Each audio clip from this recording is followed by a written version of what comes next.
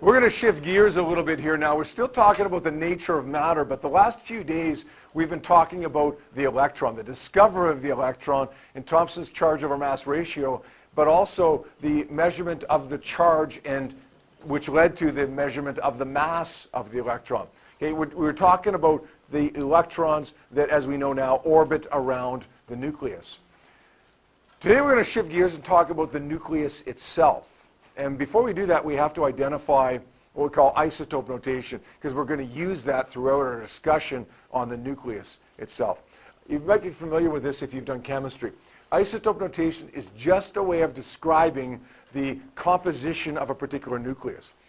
An isotope is what I call a version of an element. The technical definition would be to say it's an element that has the same number of protons but a different number of neutrons. But I think of it as a version of an element. Carbon, for instance, has several different versions. They all have 6 protons, but they may have 4 neutrons. It may have 6 neutrons. It may have 8 neutrons. There's all kinds of different versions with the same number of protons but different number of neutrons.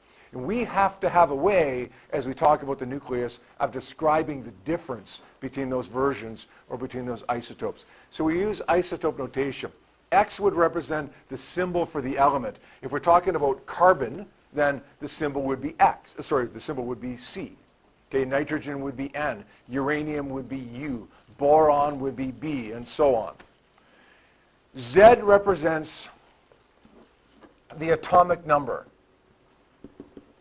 And the atomic number is really just the number of protons present in the nucleus. And that's always going to be the same for a particular symbol or for a particular element. So for carbon, regardless of which isotope we have, the atomic number, the number of protons, will be 6. By the way, if you don't know that off the top of your head, and that's okay, because the vast majority of elements I don't know off the top of my head, where are you going to find it? On your periodic table. You see on the back of your data book, you have a periodic table. For the first time today, here with only a couple weeks left in class, for the first time today, we're going to use that periodic table. Okay, everybody look on that periodic table right now. You should find atomic number 6.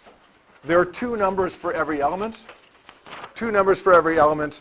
The bolded one in the top left-hand corner is the atomic number.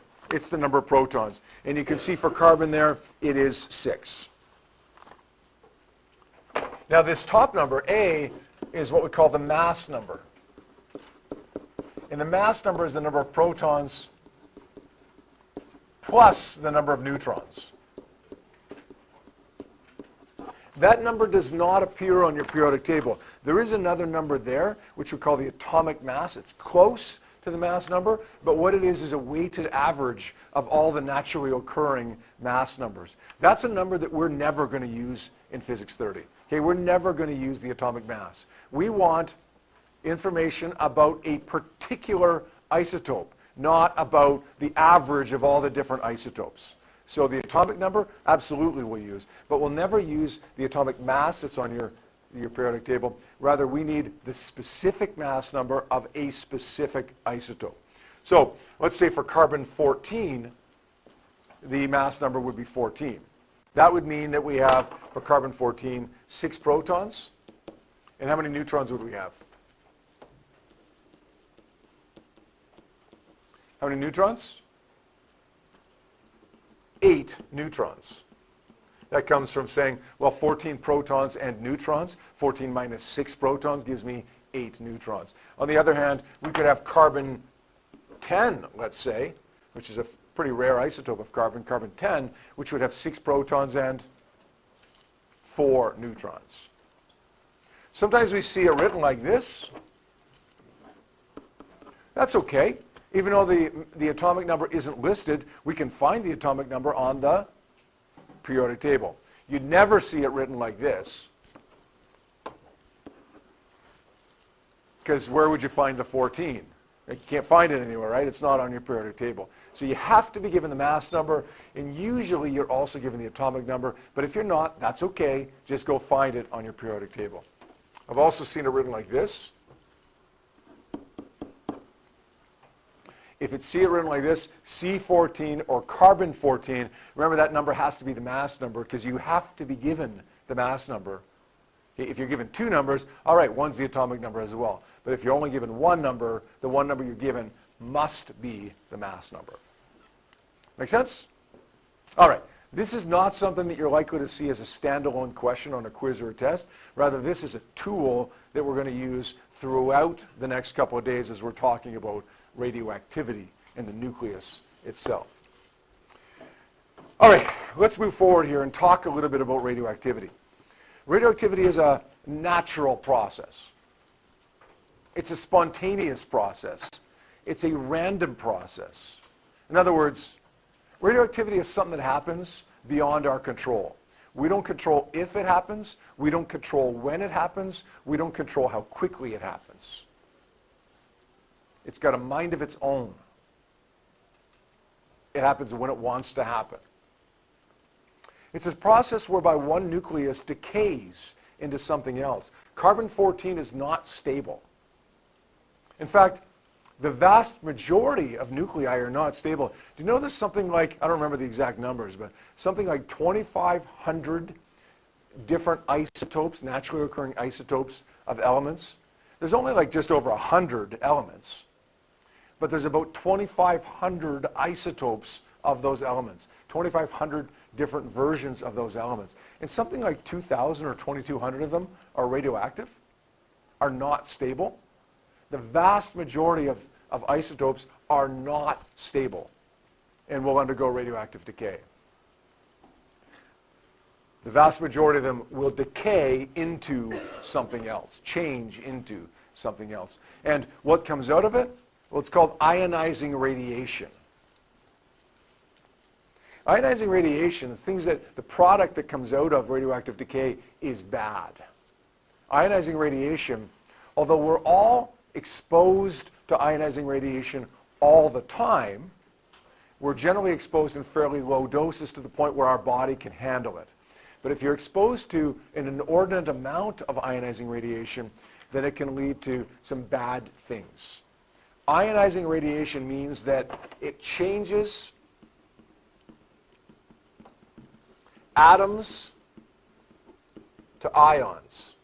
And why is that such a bad thing? Well, in our bodies, if we change atoms, which are neutral, into ions, which are charged, we start getting chemical reactions taking place that aren't supposed to take place. And it ends up giving us, potentially at least, causing all kinds of issues from like a mild sickness to severe sickness, radiation poisoning. It can cause damage to DNA. Okay, it can cause cataracts in the eyes, reproductive problems. Okay, it can cause cancer. Right? It can cause all kinds of things because these reactions are taking place inside your body that aren't supposed to take place inside your body.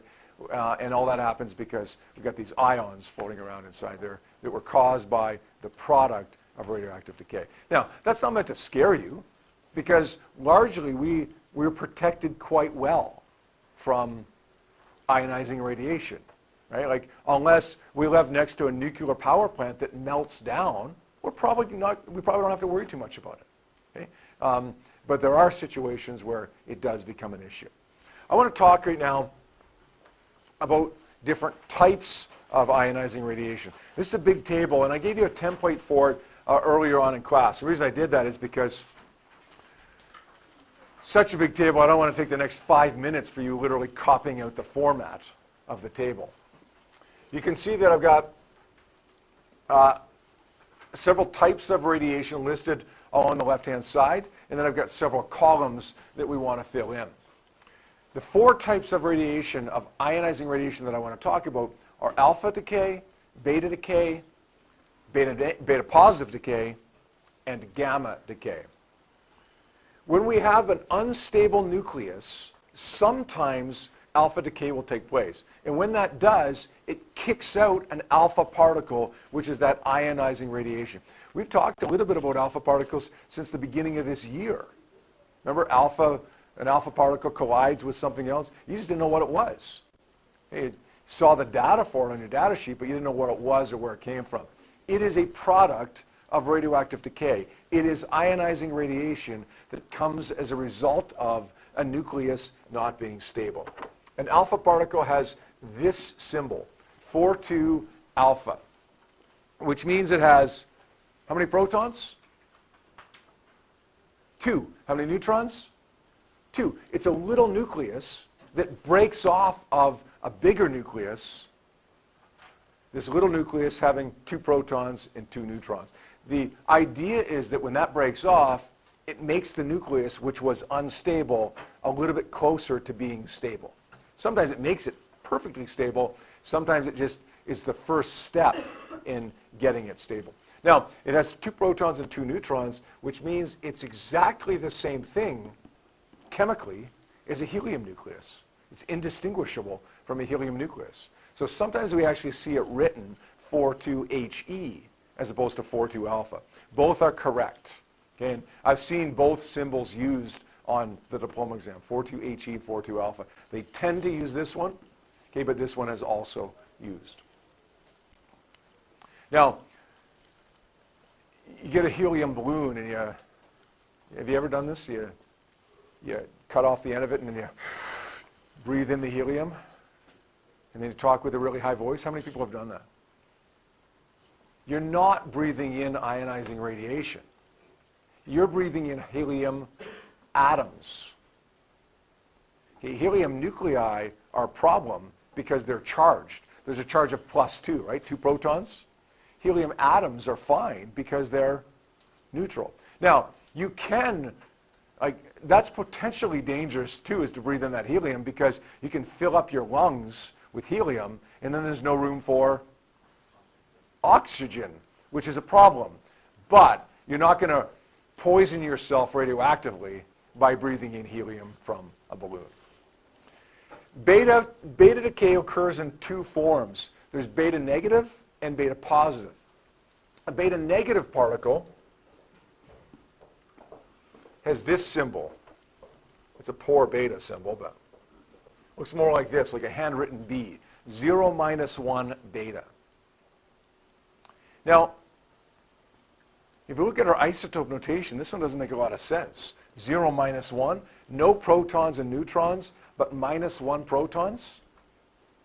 Well, that's exactly the same thing as an electron,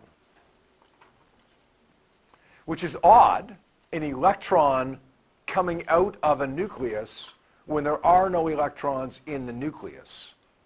How do you get an electron out of a nucleus when there are no electrons in the nucleus? We'll talk about that in a few minutes here. By the way, alpha, like a helium nucleus, is matter, right? It's matter. Like you are matter, except it's a lot smaller than you. Beta negative decay, it's an electron, so it's matter as well. Now this one's a little bit different.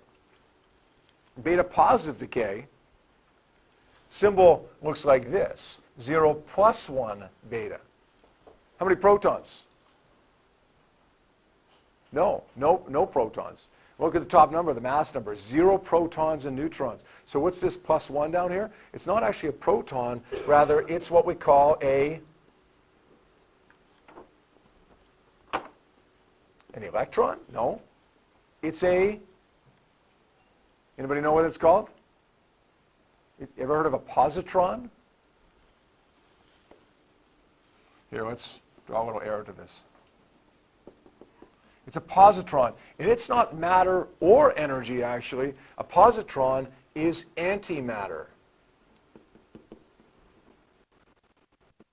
How many people read the book Angels and Demons? Saw the movie Angels and Demons? Okay. Talk about an antimatter weapon. Right? When matter and antimatter come together, they annihilate, they kind of cancel, and they produce pure energy. And a lot of it, because you know by Einstein's energy mass equivalence equation, it doesn't take a whole lot of mass to give you a whole lot of energy. Now there was some issues with that book and movie, but the basic idea of it is there. Antimatter is exactly the same as matter, except for one thing. Usually that thing is charge. So if you have an anti-electron, or what we call a positron, it's identical to an electron in every regard, except it's positive instead of negative. The last one is gamma. Gamma looks like this, 0, 0. How many protons does gamma ray have? None. How many neutrons? None. How many electrons? None. How many? No protons, no electrons, no neutrons, no positrons. What is it? This is energy, not matter or not antimatter. Remember when we did our last unit on the very first day, we said gamma radiation is produced as a result of nuclear decay. Okay, now we're actually talking about nuclear decay and describing how it's going to happen. All right, let's look at the source of these. What causes each of these? Alpha decay occurs as a result of having too many protons.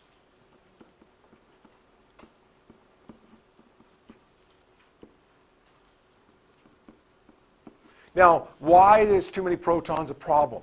Well, in big nuclei, well, in any nucleus for that matter, you have two forces that are acting. There's actually three forces acting, but two of them that are important for us here.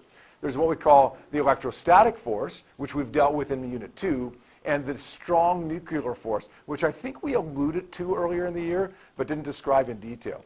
The electrostatic force can be attractive or repulsive, but in the nucleus, it's only repulsive. You got protons in the nucleus, you got neutrons in the nucleus, but the neutrons aren't affected by the electric force, because remember, to have an electric force, you need a separation. Like for charge to attract neutral, you need a separation of charge. Can't get that in a neutron. So neutrons aren't affected by the electric force. Therefore, the only thing affected are the protons, and proton are going to repel each other. That electrostatic force of repulsion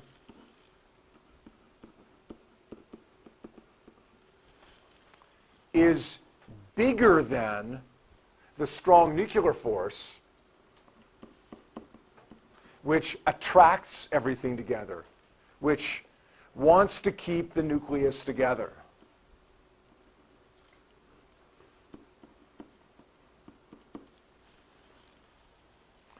If the strong nuclear force wins, the nucleus is stable. If the electrostatic repulsive force wins, then the nucleus is unstable and it splits apart. And the strong nuclear force ends up losing whenever you have too many protons. Because, like, think about that. You have too many protons, it makes that repulsive force too big, and the nucleus becomes unstable. So the goal here is to kick out a chunk to make it more stable. An example of alpha decay occurring would be platinum. I wrote it down over there because I knew I'd forget the numbers. Platinum 192, which means it has 78 protons and, 192 minus 78 neutrons, decays into an alpha particle plus 2 and 76 gives me 78. 4 and 188 gives me 192. We'll look up 76 on a periodic table, and I think the element is called osmium, OS. So platinum 192 is not stable. There's too many protons in platinum 192, and because of that, the electrostatic repulsive force wins out over the strong nuclear attractive force, and it breaks up. When it breaks up, it gives off an alpha particle, produces osmium 188, and osmium 188 is just a little bit closer to being stable. The ratio of protons and neutrons is a little bit better. Beta negative decay occurs when you have too many neutrons. It's kind of a finicky little deal here, right? You get too many protons, something happens. You get too many neutrons, something else happens. Now, the issue with having too many neutrons is not a force thing, but rather an energy thing. You have too many neutrons, it's energetically unstable. the energy just doesn't quite work. So you kick out an electron, which on the surface doesn't make much sense. We have a nucleus that has no electrons in it. So to make it more stable, we kick out an electron that isn't in there. Let's think of it as a club. Okay, it's the Nucleus Club. There's two types of members in the Nucleus Club. Who are they? What's one of the members of the Nucleus Club? Protons. Okay. What's the other member of the Nucleus Club? Neutrons. So everybody's happy. The protons are all happy. The neutrons are all happy until one day in the Nucleus Club, they get together, 8 o'clock on Tuesday like they do every week. They get together and say, wait a second, we got too many neutrons. Like something's just not working for us now because we got too many neutrons in the club. But they like neutrons. So they don't want to just kick a neutron out. They don't want to just say, you, neutron, get out. Because they like neutrons. So what they do is say, let's just take a neutron and change it. Like, we don't want to get rid of the neutron. Let's just change it because we got too many of them here. Let's change it into a proton and an electron. We have to have both, right? You can't just change a neutron into a proton because that would violate the law of conservation of charge. You would have no charge going to +1. So we have to have an electron produced there as well. That electron gets kicked out. That's the beta particle that ends up leaving. Look, the Nucleus Club changes that neutron into a proton and electron. They say, hey, this is better, but hey, what are you doing here, electron? Like, get out. We don't want you in here because the electrons aren't part of the club. Now we have one less neutron and we have one more proton, and then the electron got kicked out. So now we're a little bit closer to being energetically stable. The club's a little bit happier. The next Tuesday night, they meet at 8 o'clock and they say, all right, okay, this works a little bit better for us. Okay, we got a good number of protons and neutrons in here. Does that make sense? Kind of? An example of that one would be carbon-14. 6 protons, 8 neutrons. It undergoes beta decay. An electron is kicked out because a neutron has been changed into a proton and an electron. The electron gets kicked out. What are we left with? 0 plus 14 gives me 14. Minus 1 plus, what is it? 7, yes. A lot of people would say 5 there, right? Not 5 at all. It's minus 1 plus 7 gives me 6. This is nitrogen, by the way. So carbon-14 changes into, or we call it transmutates, changes into nitrogen-14.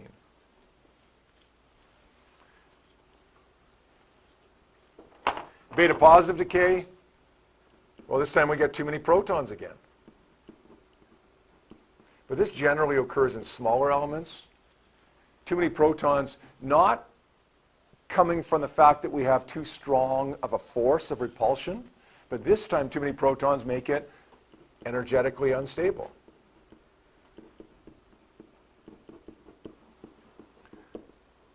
We got the Nucleus Club again. They get together Tuesday night and they're like, oh man, 6 weeks ago we had too many neutrons.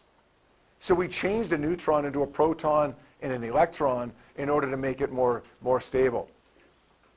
Okay, now the Nucleus Club has too many protons. A couple more protons joined the club. Now we get too many protons. Now we're energetically unstable again.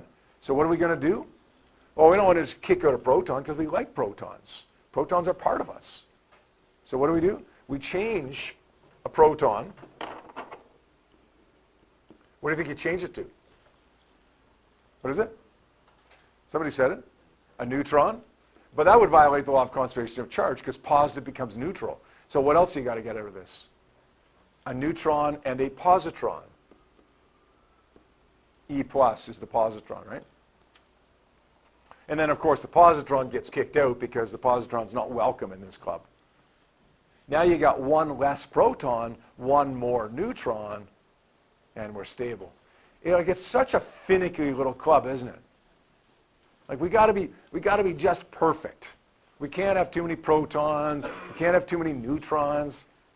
It's got to be just right. The Goldilocks Club. Right? Get too many protons. That's like should change the Goldilocks story instead of having this chair is too big or too small or whatever. We got too many protons. Goldilocks comes to the club, we got too many protons. Okay, we got too many neutrons. We got to have the club that's just right. Just right. An example of this would be carbon-10.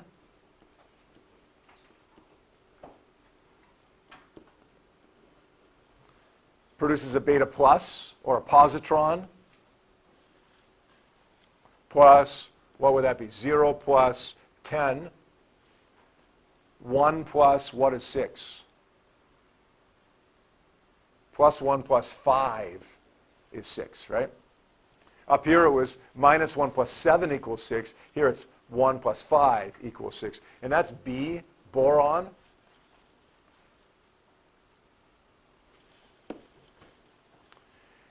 Now, if you're not confused already by this, I'm going to add something else to both of those equations. In beta negative decay, you also get something called an anti-neutrino produced. It's the antiparticle of a neutrino, which was discovered around 1930 by a guy named Wolfgang Pauli. He's looking at these reactions and saying, something's missing. Something's missing. The energy doesn't quite work out here. So he hypothesized the existence of neutrinos and antineutrinos, and we've seen them since, right? We've verified that they're there. At the time, it was just hypothesized that they had to be there to account for missing energy. An antineutrino goes with beta negative decay always, and a neutrino always goes with beta plus decay or positron emission.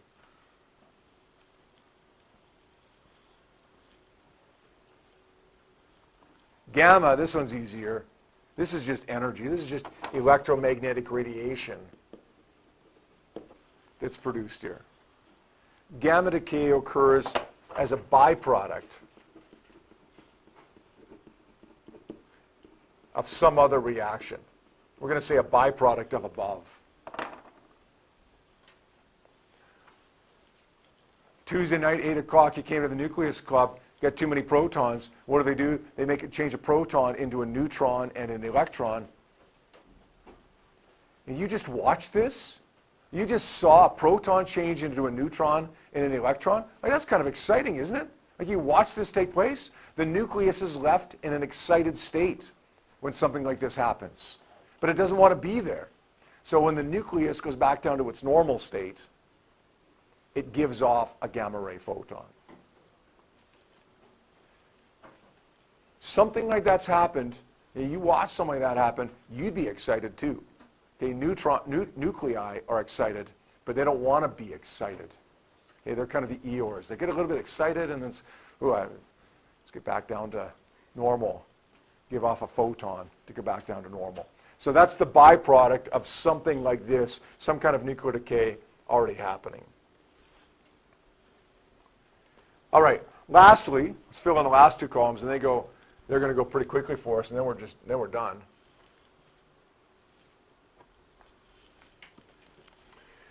Lastly, we're going to talk about the ability of these things to penetrate matter and to ionize. Right? Remember we talked about ionization, ionizing energy. These are all ionizing radiations. They all turn atoms into ions, which is not good. But they have varying abilities to do that. Alpha particles have a very low penetrating power. I need another color here. Let's go blue. They have a very low penetrating power. You get upset with me someday and you decide to come in and bring your alpha gun to come and get me. You know what I'm going to say? Bring it on.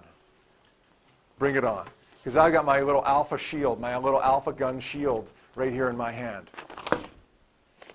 You fire your alpha particles at me, all I do is stick up a piece of paper and it's going to shield me just fine from those alpha particles. In fact, my clothes will shield me just fine from alpha particles. They have a very, very low penetrating power. Beta We say they're intermediate. It's in between. They'll penetrate a couple centimeters of flesh. Okay, a couple centimeters of flesh they'll go into. Gamma rays have a very high penetrating power.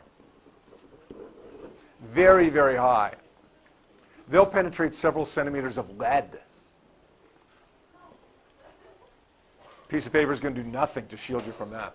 But the flip side of that is alpha particles, although they have a very low penetrating power, they have a very high ionizing power.